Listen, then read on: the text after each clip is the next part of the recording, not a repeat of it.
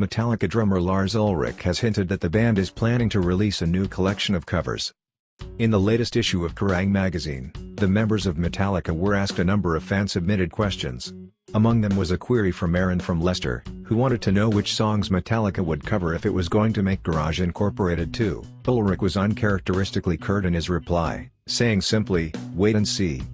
Issued in 1998, Garage Incorporated included cover songs, B-side covers, and the $5.98 EP, Garage Days Revisited, which had gone out of print since its original release in 1987. The title is a combination of Garage Days Revisited and Metallica's song Damage Incorporated. The album featured songs by artists that have influenced Metallica, including Diamond Head, Discharge, Black Sabbath and Misfits. Metallica is continuing to tour in support of its latest album, Hardwired to Self-Destruct, which came out in November 2016. The Worldwide Tour has played more than 130 shows across the world since its 2016 kickoff. Last November, Ulrich told the Mercury News that the trek could last through early 2020. Metallica frontman James Hetfield spoke in an interview by Newsweek. James was asked about his favorite Metallica album. He said, "I like Ride the Lightning a lot because I think that was the first time we got to be a part of it. Kill 'Em All, obviously we recorded and wrote all the songs for it, and they were basically songs from the first couple of years we had been playing in the clubs. So we just went in and recorded them, but we weren't allowed to be in there for the mix or anything. With Ride the Lightning, there was no manager telling us, stay away from the studio. We were really integrated into it, and we were able to help with the sounds, help with the ideas and all that stuff." He also talked about some of his influences as a guitarist. He said, "So guitar influences for me, really percussive. As I mentioned earlier, I'd love to play drums too, you know? What I do is play drums on the guitar. I'm very rhythmic, and obviously I'm a rhythm guitar player, so there's some great rhythm guitar players out there, Malcolm Young of AC/DC obviously. Scorpions founding member Rudolf Schenker, and I would say Johnny Ramone had just a great right hand, a lot of down picking, I just gravitated toward that. And obviously the musicality of a riff, somebody like a Tony Iommi, who is the ultimate riff master in my opinion, so a combination of heavy and great melodies within the riffs." What is your favorite Metallica album? Tell us in the comments below. Metallica guitarist Kirk Hammett took a defensive stance towards Lulu collaboration record, ranking it among the band's top quality efforts. As Hammett told The Verge, exploring the uncharted waters still comes as one of Metallica's top priorities, regardless of what the fans might think. "We're doing it for ourselves, man. Lulu is a really good example. I think that Lulu is some of the best stuff we've done. I mean, the song Junior Dad moves me to tears, and working with Lou Reed was such a cool, unique, and special thing for us." However, the Axeman did agree that the album isn't exactly too approachable. "Maybe it's not for everyone, maybe it's a challenge for our fans, but for us, Lars, James, Rob, and myself, we loved doing it and it was such a great experience. We look back at it very positively." Kirk already pointed out that fans aren't remotely close to anyone's mind during the Metallica creative process. This of course wasn't a jab at the listeners, but a way to stress how things work among the ranks of metal titans. During the rest of the chat, Hammett drew an interesting parallel between the way modern musicians make a living and how things worked in the music world a century ago. It's ironic in that with the advent of this technology, making a living as a musician has kind of gone backwards. You can't just make records and expect to sell them and live off that. If you really want to make a living making music, you have to go out there and play, and perform, which is just how it was 100 years ago. I'm sure there's still a lot of great art being made out there, but it's not the same. People don't rally behind it, there isn't a community behind it. How are people supposed to let other people really bond? How are people supposed to bond behind bands like they used to? It's just not there. It's all separate now, all in the name of convenience. That's just the way it is. Yngwie Malmsteen was asked to do a blind critique of some of the bands and guitar players of the time. Yngwie gets played Metallica's song Master of Puppets. He has great things to say about the band except for the guitarist, Kirk Hammett. This is what he said. "That's Metallica, I love it. This is maybe the second or third time I've heard this song, and the first time I've heard the live version. My old drummer and keyboardist liked Metallica a lot, and they played this song around the time I was recording Odyssey, 1988. I liked it then and I like it now. Of all the bands that play this type of music, Metallica is the best. James Hetfield sings better than all the other vocalists, and Lars Ulrich is a great drummer. I feel some sort of connection with them. I think the band heard some of my early demos, which sounded something like this.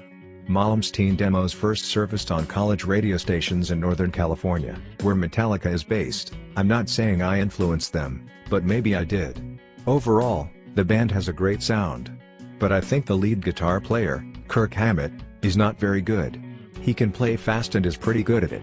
But his choice of notes and sense of pitch are very bad. I don't think that he plays with musicality, or plays in tune. Rather than lifting the song, his solo seems to be the anticlimax. Would you agree or disagree with Yngwie Malmsteen? What's your opinion on Kirk Hammett's guitar playing? Tell us in the comments section down below. Back in 2014, neoclassical guitar virtuoso Yngwie Malmsteen gave an interesting yet controversial opinion on Ibanez guitars. In an interview he was asked what it was about the Stratocaster that has kept him so devoted to it all these years. He replied saying, "Well, it's kind of the original instrument, everything else is a copy of it, you know. All the Ibanez and stuff like that's just a copy. It's like a bad copy, really. It's the same design but it's a bad copy. I'm an original, very purist kinda guy," he added. "That's why I use Marshalls, Ferraris, whatever. I like the original stuff." He also said some interesting things about Gibson guitars. "Yeah, Les Paul's nice being a piece of furniture, it's nice to look at.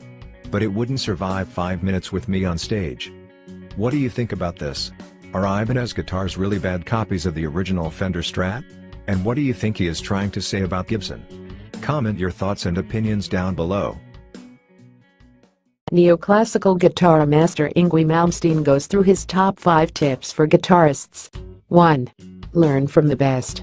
Just like you, I had heroes as a kid.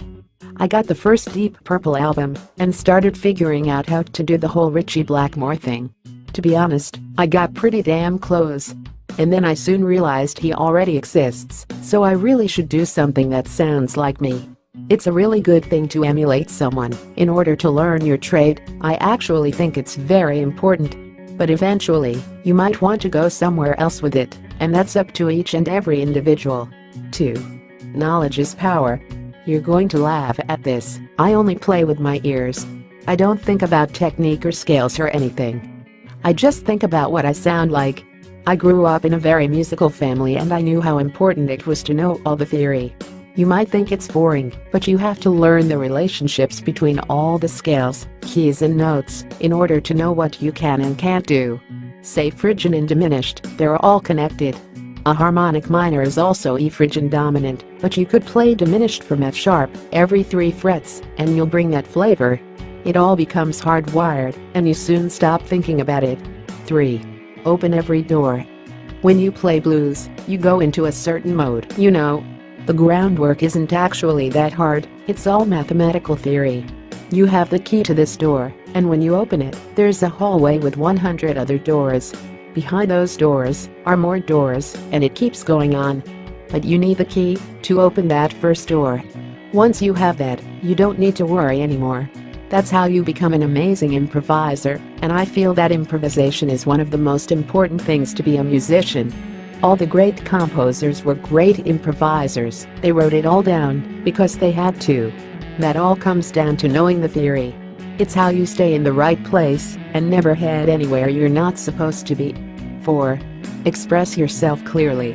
When I first came on this scene, way back when, people always used to say 2 things. "Hey man, I can't believe you have no distortion on your guitar." And "I have more gain on my shit than you could imagine," insane levels of it. I just make sure each note is clearly expressed. You do one, and then you move on to the next. Don't let them bleed into each other. The other thing people used to say is, "You pick every note." I don't pick every note. If I did that, with the amount of gain I use, it would sound crazy. But it's not all legato either, there's no real system to it. I could pick every note if I wanted to, and sometimes do, if it's the sound I'm looking for. My solos sound like mini compositions. Some guitar players do repetitive things really fast, and I always felt that there should be a melody behind it, even if it's fast. People also used to say, "Wow, I can't believe how you wrote that solo." And I didn't write that solo, it was never written. Roll the tape. And off I go. It's completely improvised, even on the records. If there's a catchy phrase, sure I will use it, but more often than not, I play something a bit different. 5. Listen to the other instruments. I think since the late 50s, guitar players spend all their time in the bedroom listening to other guitar players. It went from Muddy Waters to Chuck Berry to Hank Marvin to Jimi Hendrix to Pete Townshend to Eddie Van Halen and so on. They were all fucking amazing. I love them, but they all had that in common with the exception of one, Alan Holdsworth, who took his lines from saxophones. I became infatuated with the classical violin that ended up being my inspiration. It's a strange thing to say, because I've been on the road with Steve Vai and all those guys a few times. We've spent a lot of time together, and I've really gotten to know how they think, and they all have that in common, they love other guitar players.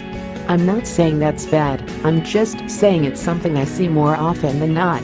You may run the risk of having slightly less identity, but I wouldn't want to knock anyone for that.